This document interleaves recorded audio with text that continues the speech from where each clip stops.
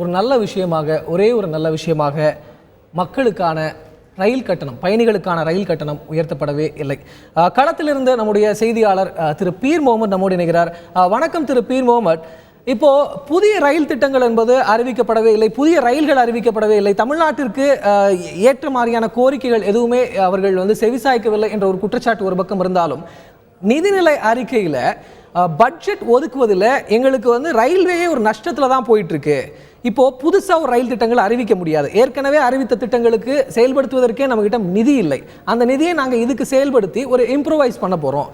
புதுசாக அறிவித்து அதில் நம்ம மாட்டிக்க தேவையில்லை அப்படிங்கிற ஒரு விஷயம் நல்ல விஷயமா தானே பார்க்க வேண்டியிருக்கு. நீங்கள் சொல்வது உண்மைதான். இந்திய ரயில்வே முன்னெப்போதும் இல்லாத அளவுக்கு கடுமையான நிதி நெருக்கடியை சந்தித்து வரக்கூடிய நிலையில் இந்த ரயில்வே பட்ஜெட் அறிவிக்கப்பட்டிருக்கிறது.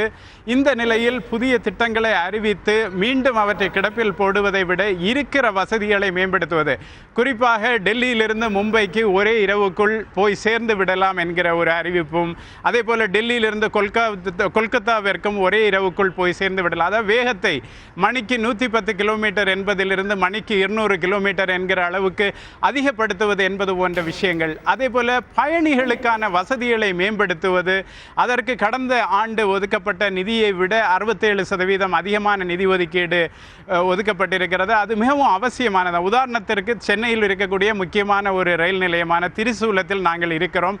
இந்த திரிசூலம் ரயில் நிலையத்தை பொறுத்தவரையில் விமான நிலையத்துக்கு வரக்கூடிய அத்தனை பயணிகளும் இங்கு இறங்கிதான் செல்கிறார்கள். இங்கு ஒரு நடை மேம்பாலம் என்பது கிடையாது. இங்கு சுரங்கப்பாதை இருக்கிறது, ஆனால் நடை மேம்பாலம் என்பது கிடையாது. பக்கத்தில் இருக்கிற திரிசூலம் பஞ்சாயத்துக்கு இருந்து வரக்கூடிய பள்ளி குழந்தைகள் ரயில்வே டிராக்கை, அதாவது அந்த ரயில் பாதையை கடந்து அவர்கள் வருகிறார்கள். இதனால் சில விபத்துகள் இங்கு நடந்திருக்கின்றன. இது போன்ற விஷயங்களில் ரயில்வே அமைச்சர் சுரேஷ் பிரபு சொல்லக்கூடிய ஒரு விஷயத்தை நாம் கவனிக்க வேண்டும். நாடாளுமன்ற உறுப்பினர்கள் தங்களுடைய தொகுதி மேம்பாட்டு நிதியிலிருந்து பங்களிப்பை செலுத்தி இது போன்ற வசதிகளை செய்ய வேண்டும் என்று அவர் சொல்லியிருக்கிறார். அதே போல ஒரு 3000க்கும் மேற்பட்ட ஆளில்லாத ரயில்வே கிராசிங்களை 6000 கோடி செலவில் அடுத்த நிதியாண்டில் மூடப்படும். இதுபோல பயணிகளுடைய பாதுகாப்பு, பயணிகளுடைய வசதிகள் பற்றி கூடுதலான கவனம் கொடுக்கப்பட்டிருக்கிறது. அதை நாம் உன்னிப்பாக பார்க்க வேண்டியிருக்கிறது.